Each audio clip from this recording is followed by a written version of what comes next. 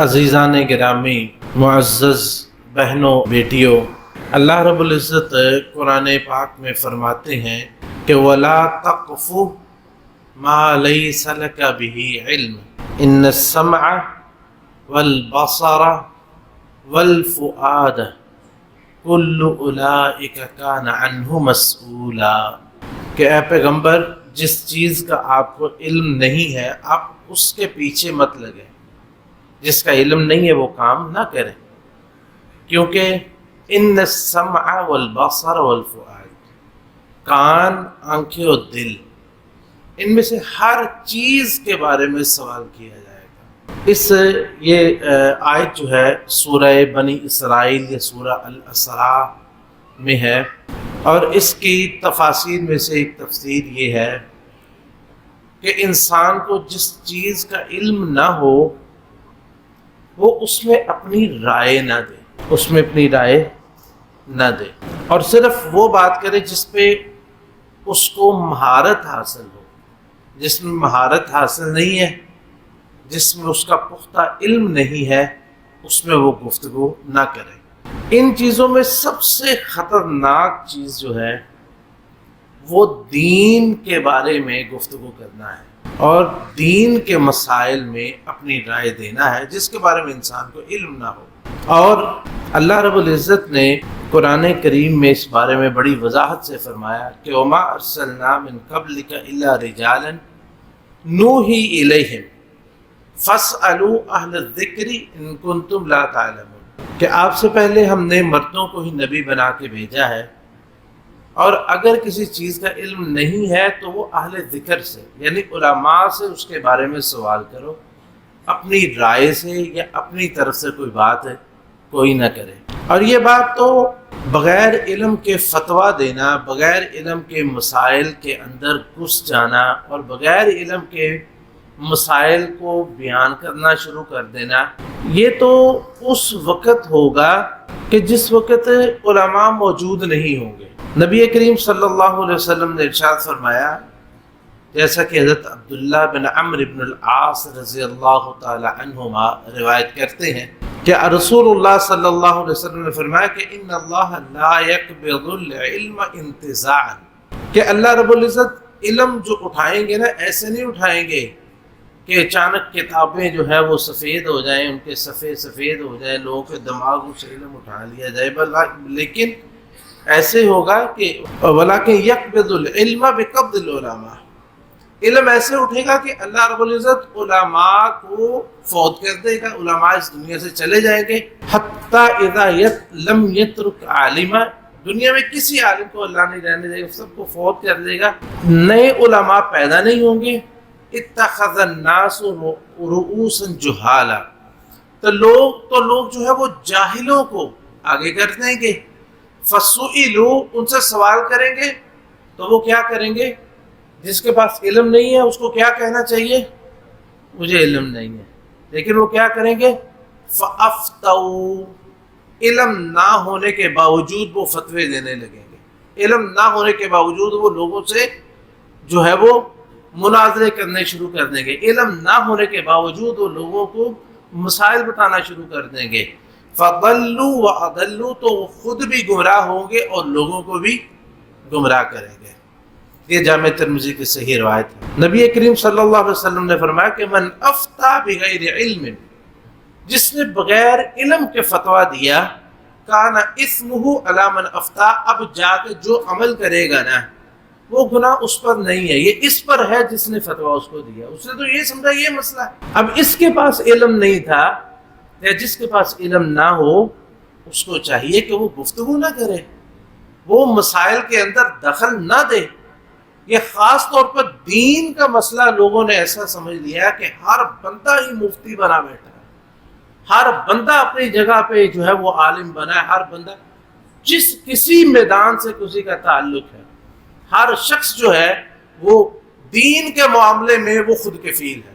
اب دیکھ لیں ڈاکٹر حضرات، آپ کسی ڈاکٹر کے پاس کسی کا ذکر کرتے ہیں، جی فلاں جو ہے اس نے مجھے انجیکشن لگا دیے، دوائی دے دی، وہ کہیں گے وہ ڈاکٹر تھا، وہ کنسلٹنٹ تھا، نہیں تھا تو اس سے دوائی کیوں لے؟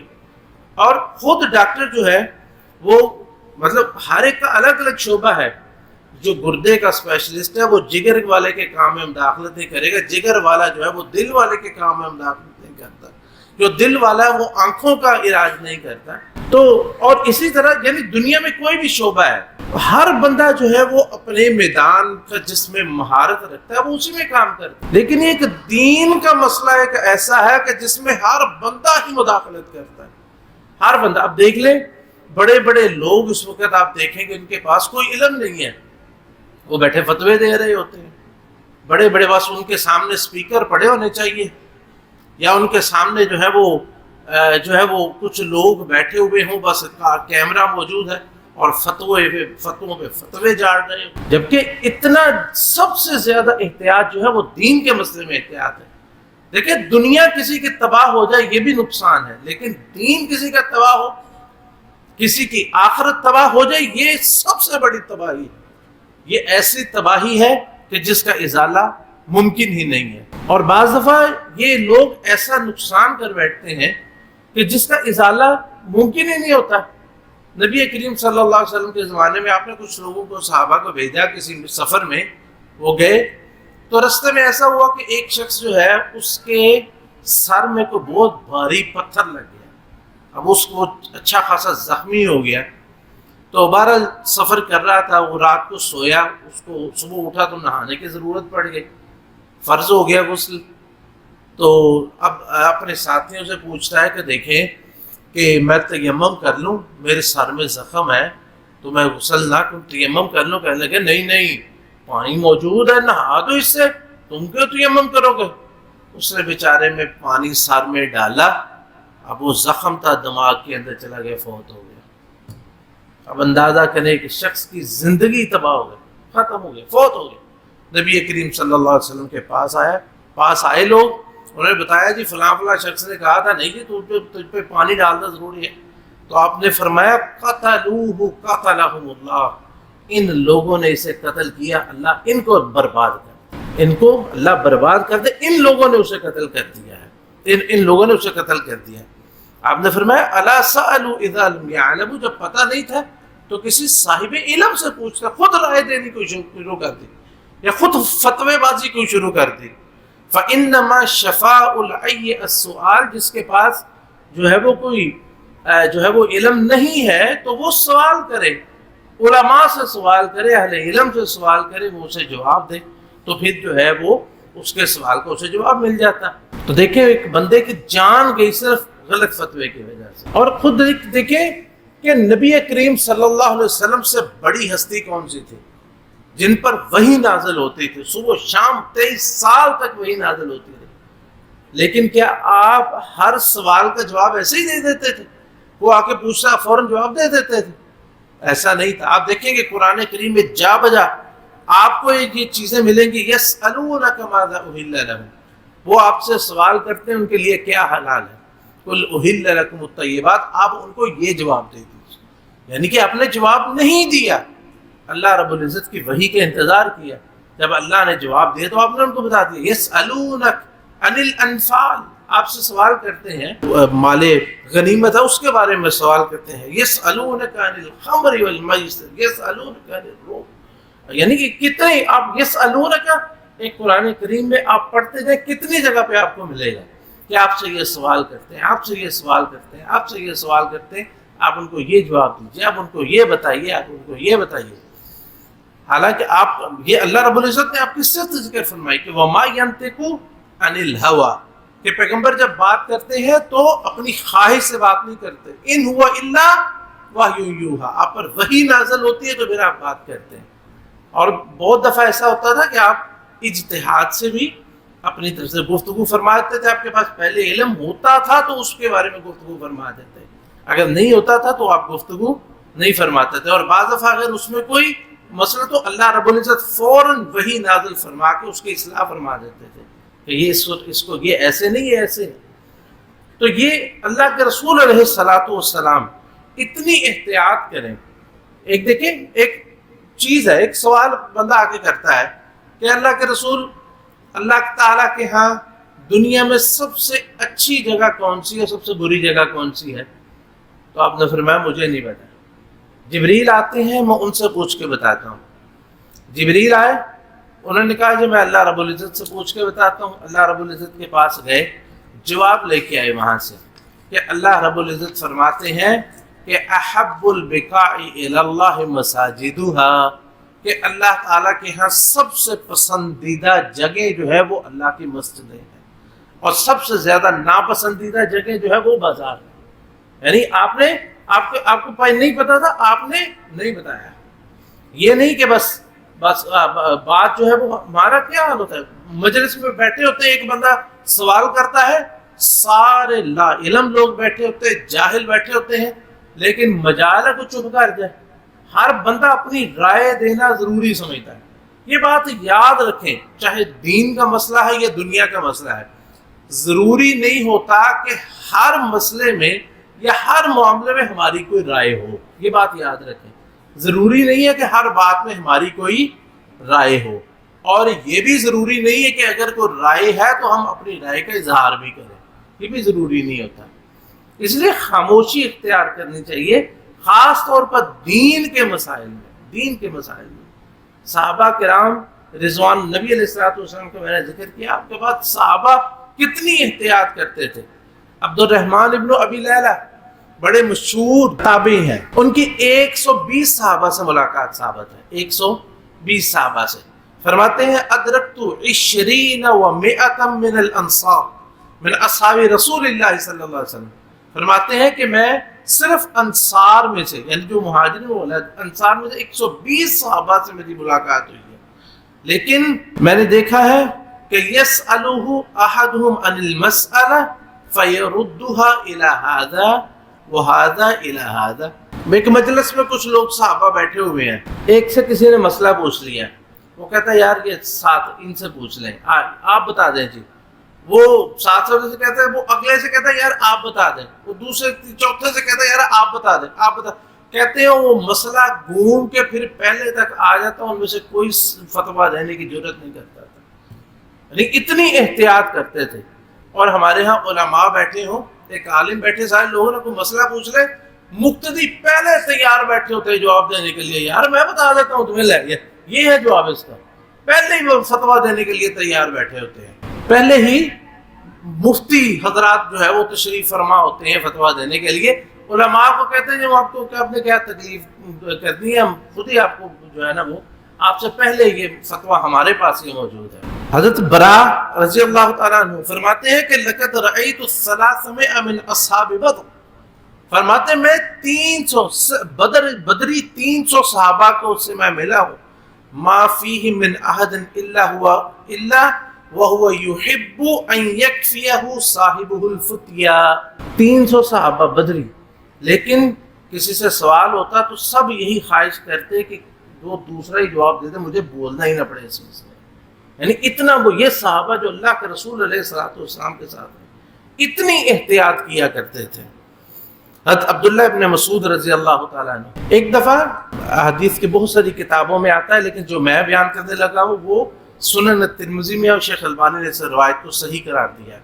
حضرت عبداللہ بن مسعود رضی اللہ تعالیٰ عنہ، ان کے پاس ایک مسئلہ آیا، لوگ آئے سوال کرنے کے لیے، کیونکہ آپ کو حبر الامہ کہا جاتا تھا، اس امت کے سب سے بڑے عالم عبداللہ بن مسعود رضی اللہ تعالیٰ عنہ کو کہا جاتا تھا۔ اللہ کے رسول علیہ السلام نے آپ کی بڑی تعریف فرمائی آپ کے علم کی وجہ سے۔ مسئلہ یہ پوچھا کہ ایک شخص کی شادی ہوئی، اس نے شادی کی ایک عورت سے، لیکن نہ تو حق مہر اس کا مقرر کیا ہے اور نہ ہی اس سے اس کی ملاقات ہوئی ہے، صرف نکاح ہوا، نہ حق مہر اس کا رکھا ہے اور نہ ہی جو ہے وہ اس کی ملاقات ہوگی، اور وہ شخص فوت ہو گیا۔ اب اس عورت کا کیا حکم ہے، اس کے بارے میں کیا ہے کہ کیا اس کے لیے ہوگا اور کیا اس پر فرض ہے؟ فرماتے ہیں کہ دیکھو اس میں کوئی حدیث نہیں ہے۔ کہتے جی ہم نے بڑا ہی پوچھا لوگوں سے، کسی کے پاس اس بارے میں کوئی حدیث نہیں۔ کہتے اچھا پھر کل آنا، کل گئے، کہتے جی مجھے ابھی تک اس کی کچھ سمجھ نہیں آ رہی، کل آنا، پھر کل آ گئے، تیسرے چوتھے، 1 مہینہ تک وہ لوگ چکر لگاتے ہیں، پورا 1 مہینہ، اور روزانہ کہتے رہے کہ مجھے سمجھ نہیں آ رہی، مجھے نہیں پتا میں کیا جواب دوں، میرے پاس اس میں کوئی حدیث نہیں ہے۔ کہنے لگے جی آپ اتنے بڑے عالم ہیں، آپ صحابی ہیں، آپ کو فتویٰ آپ سے جاری ہوتا ہے، آپ کو فتویٰ دے اس بارے میں۔ فرماتے ہیں کہ دیکھو ایک مہینے کے بعد انہوں نے پتا کیا جواب دیا؟ کہتے ہیں کہ میں تمہیں یہ بات کو فتویٰ دینے لگا، یہ فتویٰ میری طرف سے ہے، اگر یہ غلط ہوا تو یہ میری طرف سے ہے، غلط ہوا تو میری طرف سے، اگر صحیح ہوا تو اللہ کی طرف سے، یہ اللہ کی توفیق ہوگی۔ جواب یہ ہے کہ یہ عورت جو ہے وہ جو عورت جس کا خاوند فوت ہوا ہے، اس کو مہر دیا جائے گا اتنا جتنا اس کے خاندان میں دیا جاتا ہے۔ نمبر 2، اس عورت کو وراثت بھی ملے گی۔ نمبر 3، یہ عورت عدت بھی گزارے گی، جس طرح باقی شادی شدہ عورتیں عدت گزارتی، اسی طرح 4 مہینے 10 دن عدت گزارے گی۔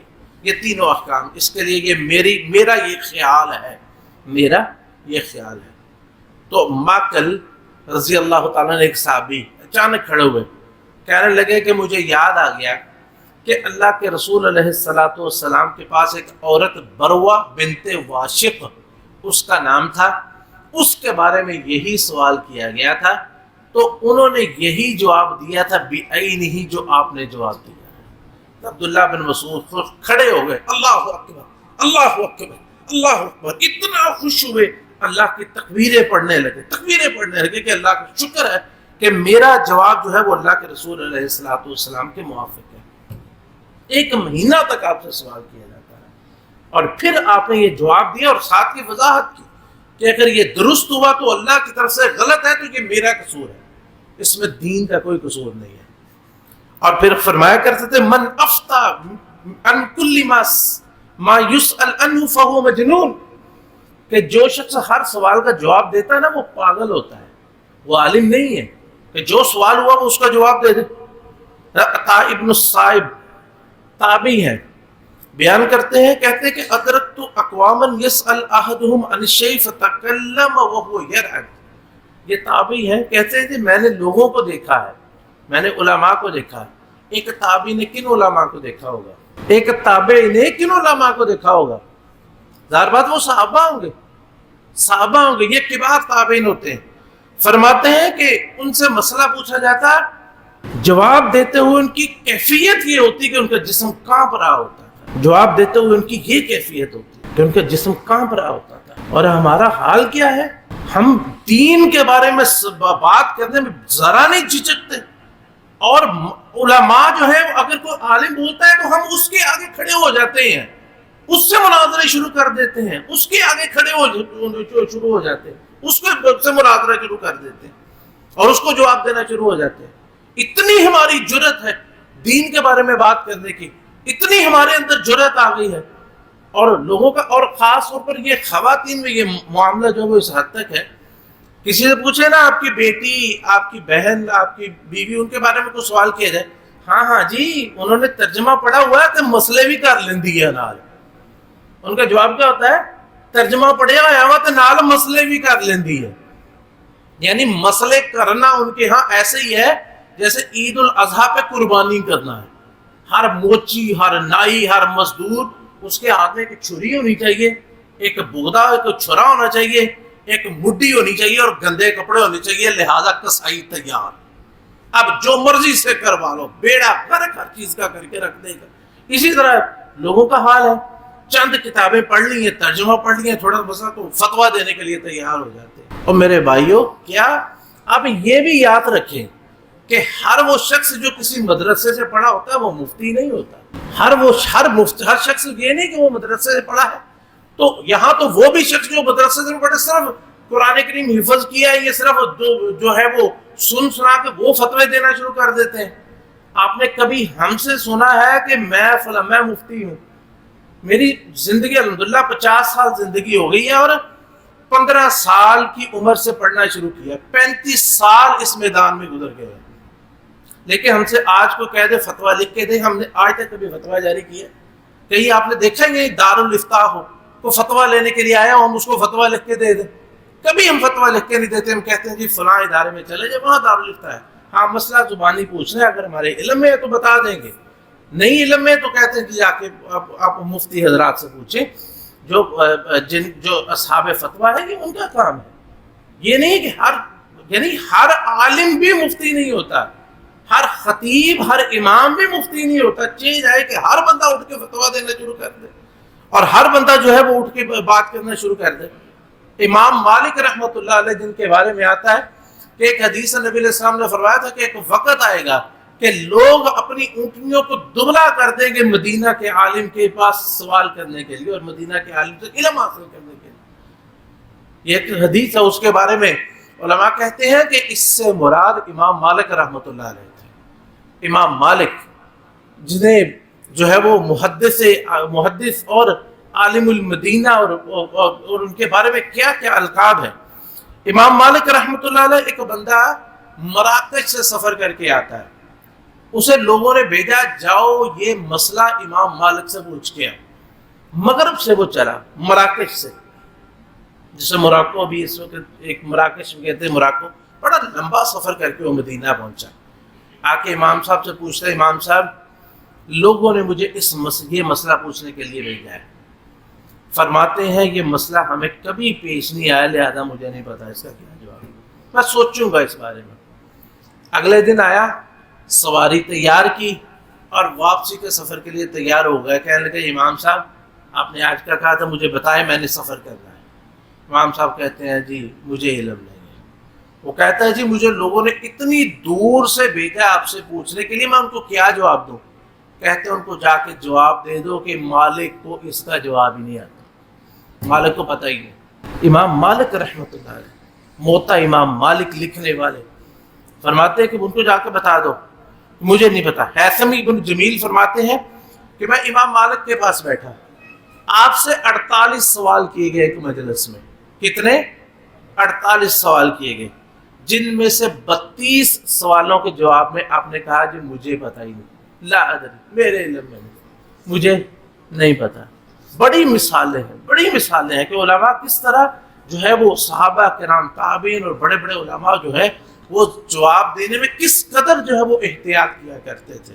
اس لیے میرے بھائیو یہ علم کا میدان جو ہے یہ اصل میں امام ابن القیم رحمۃ اللہ علیہ نے نا اس پہ ایک کتاب لکھی، اعلام الموقعین عن رب العالمین۔ وہ کتاب پڑھنے کے لائق ہے، یعنی جو بھی فتویٰ دینا چاہے فتوے کے بارے میں کہ مسند پہ بیٹھے پہلے وہ کتاب ضرور پڑھے۔ یعنی کہتے ہیں کہ جو فتویٰ دیتا ہے نا یہ اپنی طرف سے کوئی بات نہیں کرتا، یہ اللہ رب العزت کی بات لوگوں تک پہنچا رہا ہوتا ہے، وہ اللہ کی طرف سے دستخط کرنے والا ہوتا ہے، اللہ کی طرف سے دستخط کرنے والا ہوتا ہے۔ اس لیے اس کو سوچنا چاہیے کہ میں جو بات کہہ رہا ہوں یہ جائز ہے ناجائز ہے، کہ میں نہیں کہہ رہا، اس کی نسبت کس کی طرف ہے؟ اللہ رب العزت، کیونکہ حلال و حرام کا اختیار کس کے پاس ہے؟ اللہ رب العزت کے پاس ہے۔ اللہ رب العزت ہمیں سمجھ کی توفیق عطا فرمائے اور ہمیں اپنی زبانوں پر بھی کنٹرول کرنے کی توفیق عطا فرمائے، کہ یہ جو بات پہ ہم جو ہے نا وہ ہر بات میں اور دین کے ہر مسئلے میں اپنی رائے دینا ضروری سمجھتے ہیں اور فتویٰ دینا ضروری سمجھتے ہیں۔ اللہ ہمیں ہدایت نصیب فرمائے اور اس کی عظمت کو سمجھنے کی توفیق عطا فرمائے۔ جیسا کہ وہ بات بہرحال بڑی امام مالک رحمۃ اللہ علیہ سے اکثر لوگ نا ہم سے بھی پوچھتے ہیں نا، تو سوال پتہ کیسے کرتے ہیں؟ ایک چھوٹا سا مسئلہ ہے، یہ سوال اس طرح کرتے ہیں، ایک چھوٹا سا مسئلہ جی، امام مالک سے کسی نے کہہ دیا جی کہ ایک چھوٹا سا مسئلہ ہے، سوال کرتے کہتے ہیں چھوٹا مسئلہ؟ اللہ رب العزت تو فرماتے ہیں کہ اِنَّا سَنُلْقِي عَلَيْكَ قَوْلًا ثَقِيلًا، کہ ہم آپ پر بہت باری چیز نازل کرنے والے ہیں، تو تم کہہ رہے ہو چھوٹا مسئلہ ہے۔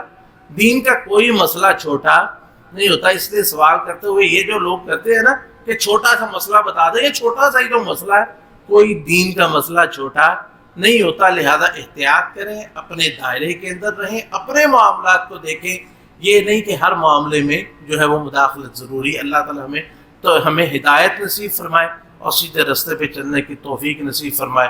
حضرات گرامی، دین کے جو مسائل ہوتے ہیں نا یہ ایسے ہی نہیں ہوتے کہ صرف بندہ سنے اور اس کا جواب دے دے کہ جی میں نے ایسے سنا تھا لہذا اس کا جواب یہ ہے، ایسا نہیں ہوتا۔ مجھے یاد ہے کہ ہم جب مدینہ یونیورسٹی میں پڑھتے تھے نا، ہمارے اصول فقہ کے استاد انہوں نے ایک بڑی خوبصورت بات ہمیں بیان کی۔ کہتے ہیں کہ دیکھیں کہ ہر سوال کا جواب ہر دفعہ ایک نہیں ہوتا۔ سوال ایک ہوتا ہے حالات و واقعات کے مطابق اس کا جواب بدل بھی جاتا ہے۔ اس کی وہ ایک مثال دیتے ہیں، فرماتے ہیں کہ ایک سوال کہ باپ اور بیٹا دو لوگ سفر کر رہے تھے، تو صحرا میں چونکہ سفر کر رہے تھے تو صحرا میں رستہ جو ہے وہ بھول گئے، تو رستہ بھول کے بھوکے پیاسے وہ دونوں ان کی وفات ہو۔ اب جب ان کی میتیں ملی، پتہ چلا سارا کچھ کفن دفن کے بعد، اب ان کی وراثت کے تقسیم کا مسئلہ ہے۔ اب سوال یہ پیدا ہوتا ہے کہ پہلے کون دونوں میں سے فوت ہوا ہوگا، کیونکہ اس پر وراثت کی تقسیم کا انحصار ہے۔ اگر پہلے باپ فوت ہوا ہے تو باپ کی وراثت پہلے بیٹے کے نام آئے گی، پھر بیٹے کی آگے جیسے بھی ہوگی۔ اگر بیٹا پہلے فوت ہوا ہے تو بیٹے کی وراثت باپ کے نام ہوگی، چاہے وہ 1 منٹ بعد ہی فوت ہوا ہے، چاہے وہ اس کے 1 منٹ بعد ہی فوت ہوا ہے نا، بیٹے کی وراثت پہلے باپ کے نام پہ آئے گی اور پھر جو ہے وہ آگے ایسے تقسیم ہوگی۔ اب یہ فیصلہ کیسے کیا جائے گا کہ پہلے کون فوت ہوا ہوگا؟ ظاہر بات تو پتہ نہیں، اب فیصلہ بھی کرنا ہے۔ تو فرماتے ہیں کہ یہاں پر یہ دیکھا جائے گا کہ موسم کون سا تھا، موسم کون سا تھا۔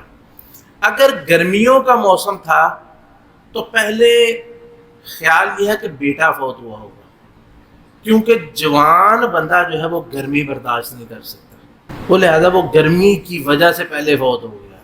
بوڑھا آدمی گرمی زیادہ برداشت کر لیتا۔ اگر سردیوں کا موسم تھا تو پھر بوڑھا پہلے فوت ہوگا، کیونکہ بوڑھا شخص جو ہے وہ سردی برداشت نہیں کر سکتا، لہذا وہ پہلے فوت ہوا ہوگا، اس کی وراثت بیٹے کے نام ہوگی۔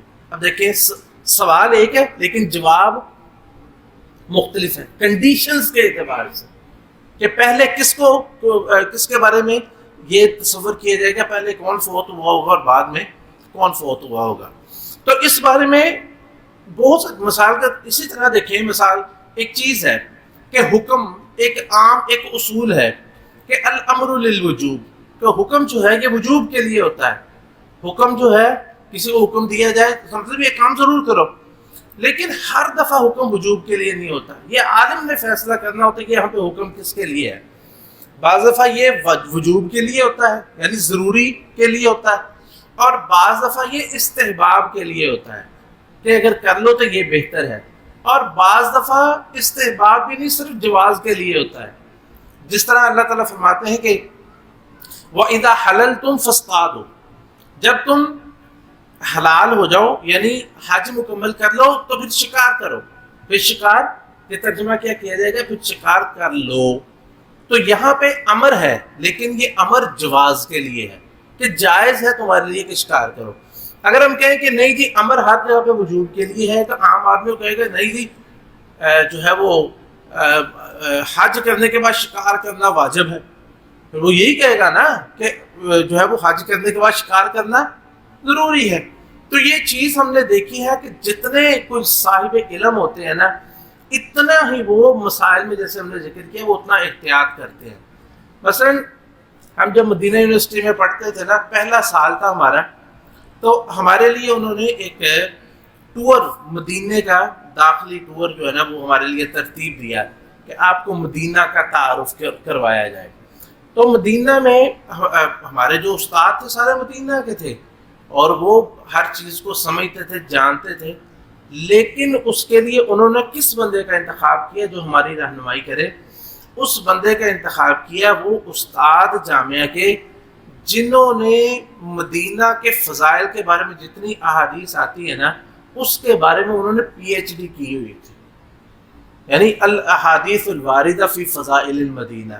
اس پہ انہوں نے 5 سال، یعنی پہلے وہ یونیورسٹی پڑھے ہیں، پھر ایم فل کیا ہے، پھر انہوں نے پی ایچ ڈی کی ہے۔ مدینہ کے بارے میں جتنی احادیث آتی ہیں اس کے بارے میں انہوں نے پی ایچ ڈی کی تھی، ان کو ہمارے پاس ساتھ بھیجا کہ آپ ان کو مدینے کا تعارف کروائیں، احد کا تعارف کروائیں، اور جو دوسری جگہ جتنی ہیں ان کا تعارف کروائیں، کیونکہ آپ متخصص ہیں اس میدان میں، آپ متخصص اس میدان میں، آپ اسپیشلسٹ اس میدان میں۔ تو بہرحال بات کرنے کا یہ سارا خلاصہ یہ ہے کہ ہمیں دین کے مسائل میں جو ہے وہ بغیر علم کے گفتگو نہیں کرنی چاہیے، یہ بہت بڑا جرم ہے، بہت بڑا گناہ ہے۔